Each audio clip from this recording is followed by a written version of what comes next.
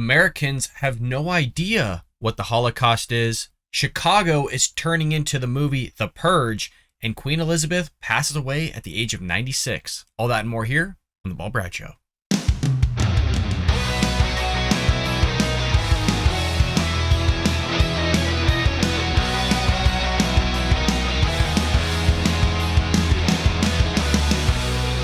Welcome to The Bald Brad Show. It is Friday, September 9th, and as always, I couldn't be happier than to end this week off right, doing The Bald Brad Show and hanging out with all of you, my friends and true American patriots, where we come together as a community of conservatives and Republicans, go over the stories of the day, and bring you all the news and information you need to know about. So if you want to join us here at The Bald Brad Show, and we hope that you would, hit that like and subscribe button. If you're over at Rumble, hit the plus and give us a comment down below. And if you're listening on any of the podcast airwaves, Apple, Google, Spotify, heck, folks, you can listen to us anywhere and everywhere. Leave us a lovely 5-star review. Not only would you be helping a conservative, but most importantly, you'd be supporting getting conservative thought and ideas out there to new viewers who haven't seen our content or our channel. So your help and support would be greatly appreciated. With that being said, all sorts of news today. We got a PragerU video here with Witt going on the streets, highlighting the fact that Americans just, quite frankly, don't even know what the Holocaust is. Furthermore, we got Chicago basically going to turn into the Purge starting next year. Wait till we get to that story. It's the craziest thing you're ever going to hear. I mean, the laws that they're literally allowing second-degree murders just to go out free on bail. Aggravated assault, robberies, folks. I thought California was crazy with the laws they put in place, like Prop 47, that basically allows you to just steal whatever the hell you want. So we have all these smash and grabs taking place. Just wait. It's so crazy. I can't even believe this is going to go through. And then lastly, we're going to do a little bit of a touching thing here on Queen Elizabeth passing away at the age of 96. We will get to that. I think she should be recognized here on the Bald Brad Show, and obviously she's being recognized all across the globe for her service to her great country. Well, let's go into our lead story of the day regarding PragerU here with Witt on the street, highlighting the fact that Americans have no idea what the Holocaust is. This came out in 2019, but it's resurfacing and it's making its rounds because of the debacle that the education system's in.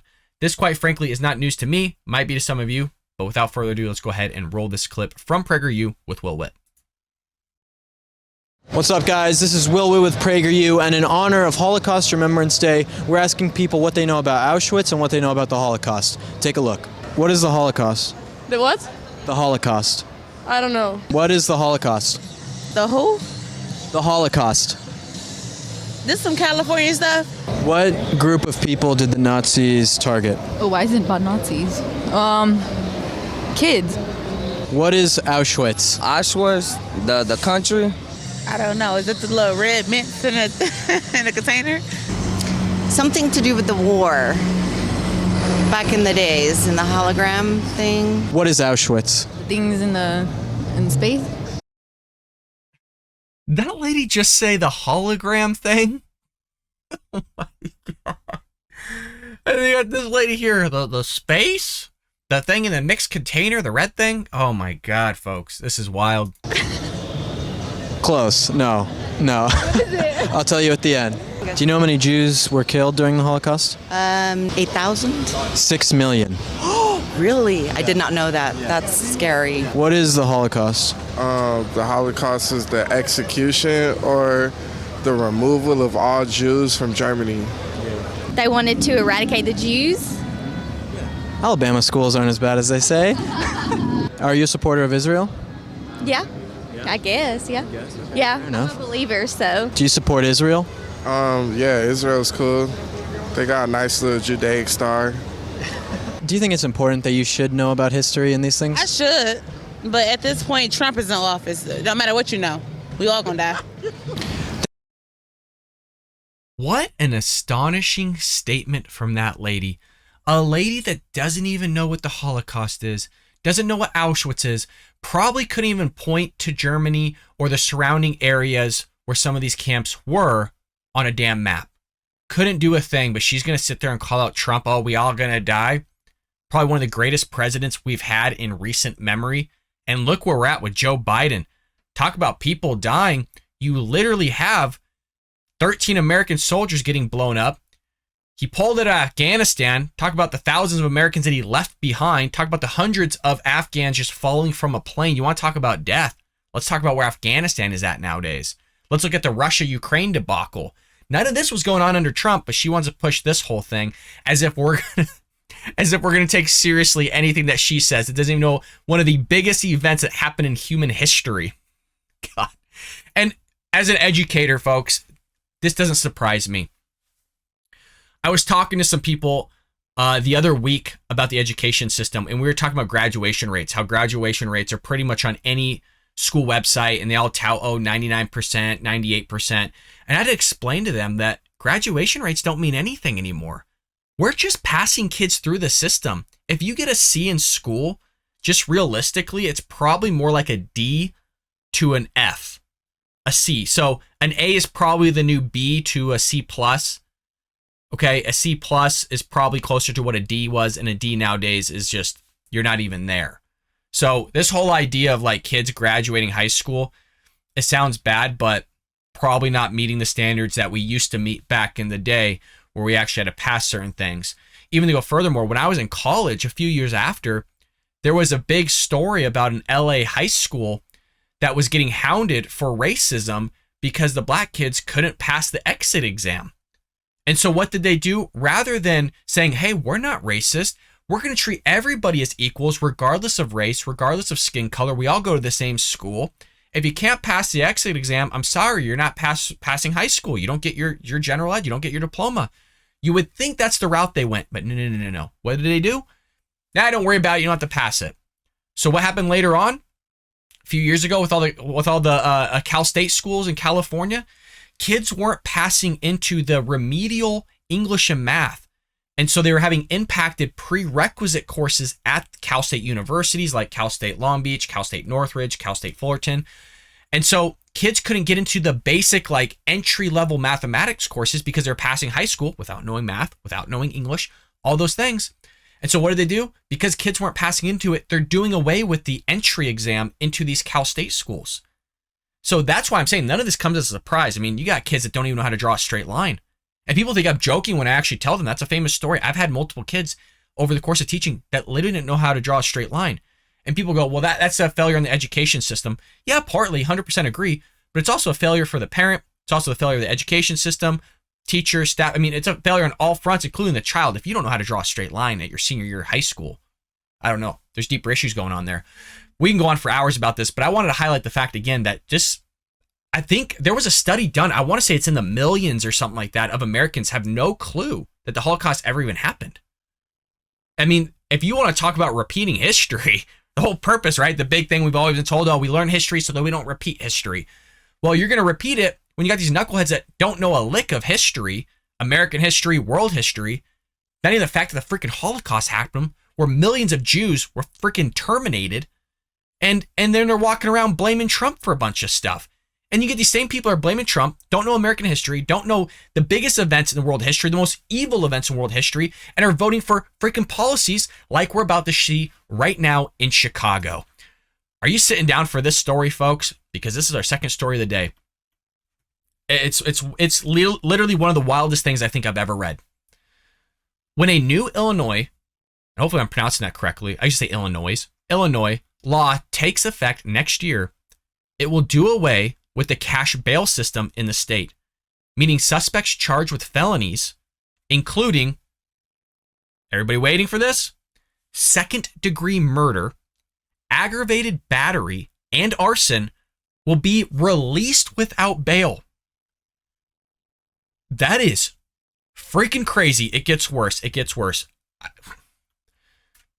The Countersignal reports the Safety, Accountability, Fairness, and Equity Today Act, also called SAFE Act, would end cash bail and includes non-detainable offenses, second-degree murder, aggravated battery, and arson without bail. We're not done yet.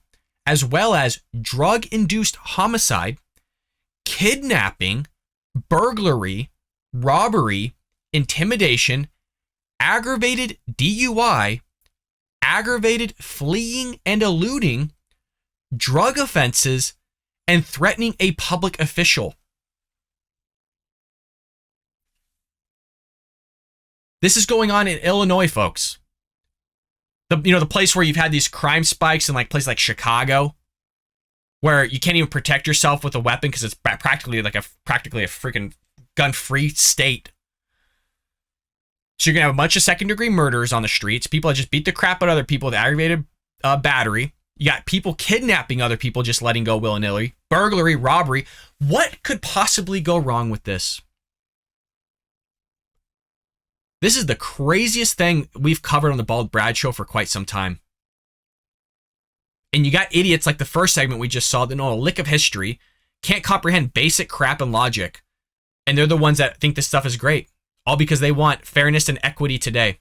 You break the law, you kill somebody, you kidnap somebody's kid, robbery, you burn a building down, whatever it may be it looks like on here, don't worry about it. No cash bail. You're free to go, bud. Have fun. Go do it again. Make sure you go kill somebody again. That's great. Isn't that just lovely? Who the hell would want to live in Illinois now? When the law takes effect on January 1st, 2023, criminals charged with the crimes mentioned above will be released without bail. Oh, goody.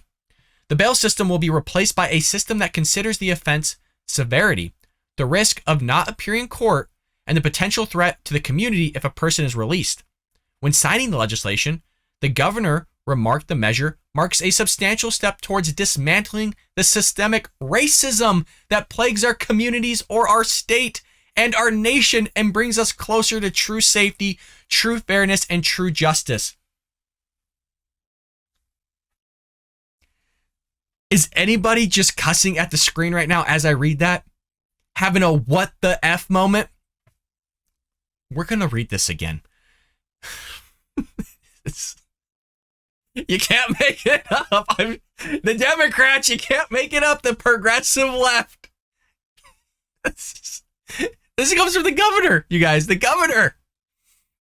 Quote, marks a substantial step forward dismantling the systemic racism that plagues our communities.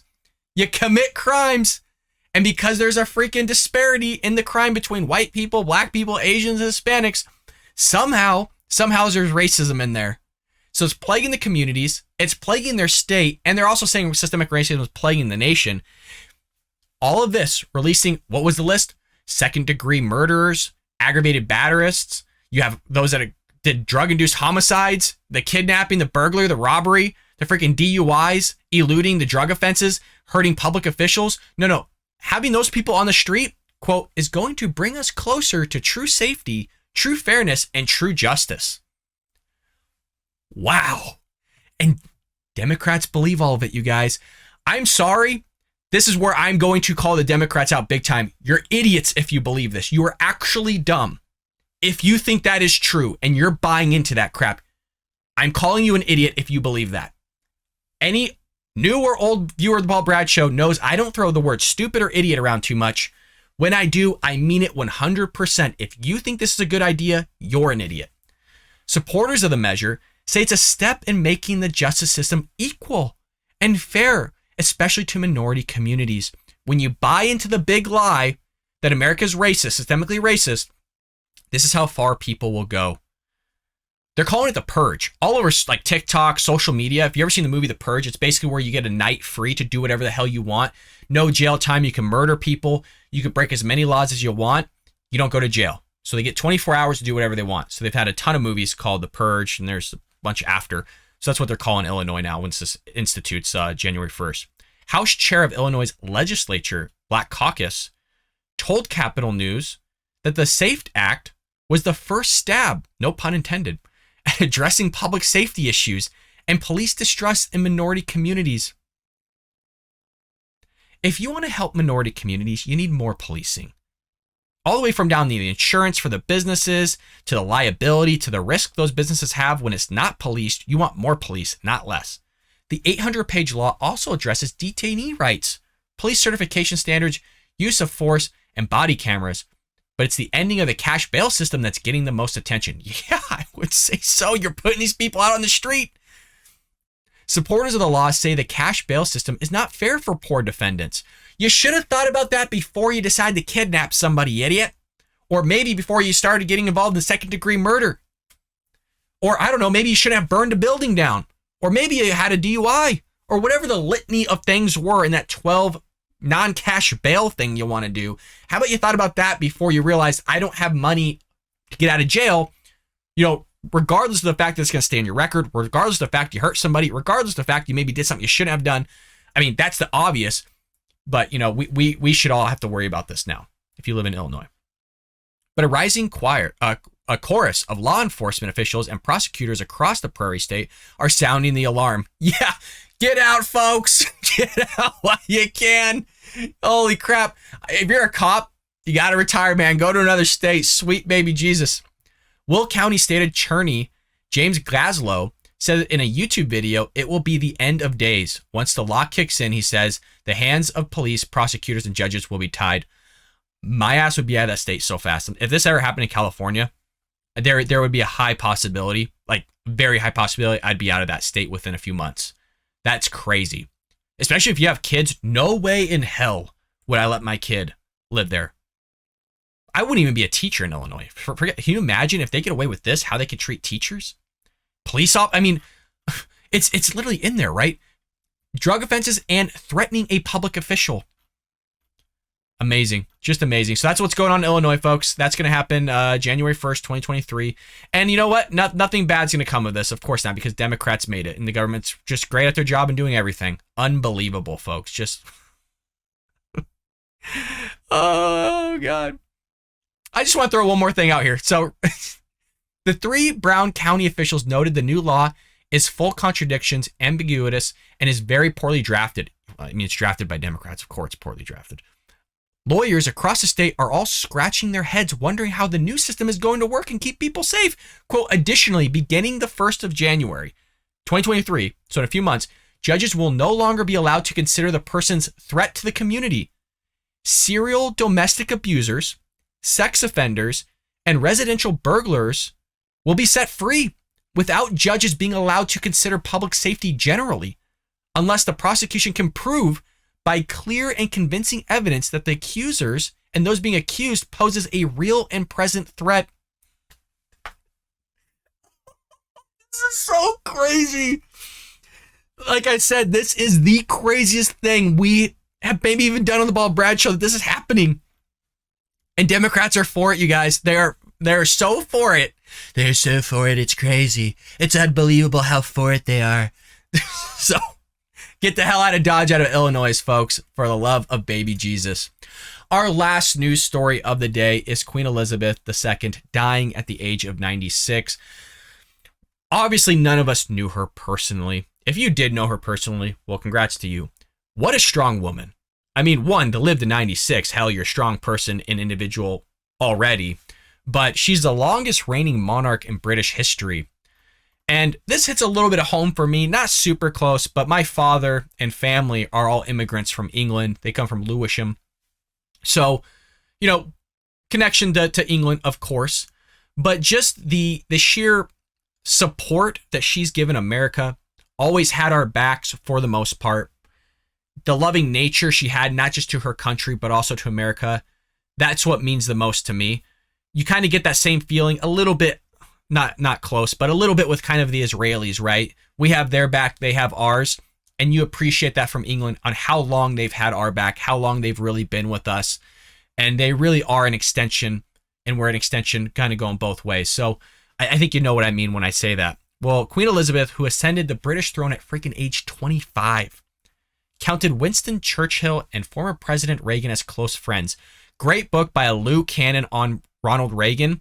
Really goes into great I mean, it's like a 1700 page book. So it goes into great detail on everything. Probably too much detail, like full on like conversations. But his relationship with this woman, with this queen, was outstanding. And one thing that Reagan said that kind of he felt that made them close was their age. That he wasn't some youngster, he wasn't some idiot. You know, obviously, you know, him being an actor in Hollywood and stuff helped. But he said his age, he felt like their connection regarding that and their history that they've had helped him out a lot. Well, became the longest running monarch in the nation's history, has now died at the age of 96. I mean, talk about living a life. How many lifetimes would you and I have to live to do what the hell she did. I understand she was the queen. Outside of that, just the things that she did, from driving an ambulance during World War II to, supporting her country the way she did. I mean, how many lifetimes would we have to live to do what this great lady did? The royal family confirmed the news on Twitter, writing in a statement, "The queen died peacefully, thank God." At Balmoral? I'm butchering that. Laugh all you want, folks. This afternoon, the king and the queen consort will remain there this evening and will return to London tomorrow. Within an hour of the announcement, thousands had gathered at Buckingham Palace to pay their respects, according to Daily Wire reporting on scene. Some cried, others prayed, and others talked about the queen and her legacy. There's a whole book. I haven't read it, but there's a whole book that details out like a whole set of rules, a whole set of agenda that they go through as a country when the queen or king dies. And I believe they call it D-Day +1. You're not really going to hear this so much in the news. And then it goes all the way to D-Day +10 is kind of the acronyms for it. And each one has a next level for what they're going to do. And I believe on D-Day +10, it ends with the burial. So there's a whole litany of things that must happen. There's a whole thing that is done in terms of how they say things, how the PR works, and all this stuff is planned ahead of time. Before she ever dies, they have all this stuff already planned. They already have planned for like the next king, as well as the king after that or queen, whoever even follows. They have all that stuff already planned. It's pretty crazy. Though the British monarchy is largely ceremonial, from a legal standpoint, Queen Elizabeth II did wonders for national morale throughout her life. She's more popular than her son is going to be when he's king, by far. I think he was ranked like 6th or 7th in terms of popularity. He'll get some points, of course, when he gets put in. I mean, he's in his 70s, but I mean, nobody in England's history, and I don't even know who's going to surpass her in terms of 70 years on the throne. Folks, it's going to be a long time before you see somebody that's going to be able to run a country for that long, especially in times of political and current turmoil. Yet one of her greatest achievements came early in her career when she served as a steadfast symbol following the drama that preceded her ascension to the throne in the early 1950s. Her Majesty was active during the entirety of her decades-long reign. The most well-traveled monarch in history, the Queen visited 110 countries and was received so well that major parks, cities, statues bearing her namesake can be found in nearly every corner of the globe. She was ubiquitous in popular culture, appearing in ceremonies, sporting events, and coins, and was subject to films and TV shows. As of 2021, Queen Elizabeth II was named the 3rd most admired woman in global history and in a global survey. She was the only royal on the list. I mean, if you want to learn something about a hard, just tough woman, that's the one right there. The other woman that always comes to mind is Reagan's wife. That was a tough woman as well. I mean, we always talk about how, that or so against women or the patriarchy and all these things. Conservatives, Republicans, we highlight strong women. Women can be strong. I mean, the whole idea that the Democrat and progressive will push this whole thing of trying to oppress women, the patriarchy and all these things. We're literally doing a show right now. The world is doing their shows, highlighting how amazing this woman was. The leader of a country, and they're still going to push their whole progressive bullcrap. It's crazy. It's as if they live in some fantasy world, It's worth remembering that it's often the small steps, not the giant leaps, that bring about the most lasting change. She said that during a Christmas broadcast in 2019. Such a heartwarming woman, too. If you just listen to her, she's so sweet.